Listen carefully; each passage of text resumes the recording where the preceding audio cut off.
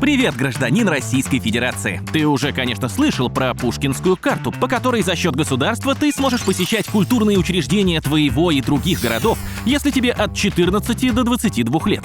Хотим напомнить, тебе доступна обширная культурная программа.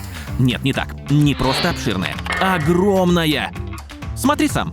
Театры, музеи, балет, опера, консерватории, филармонии, выставки, экскурсии, фестивали и... Теперь, внимание, с этого года еще и кино. Да, по Пушкинской карте можно покупать билеты в кино. На какое кино, спросишь ты? На самое разное. Драмы, комедии, триллеры, приключения, боевики, фэнтези, спортивное и историческое. Доступны почти все премьеры российского кино. И мультфильмы, кстати, тоже.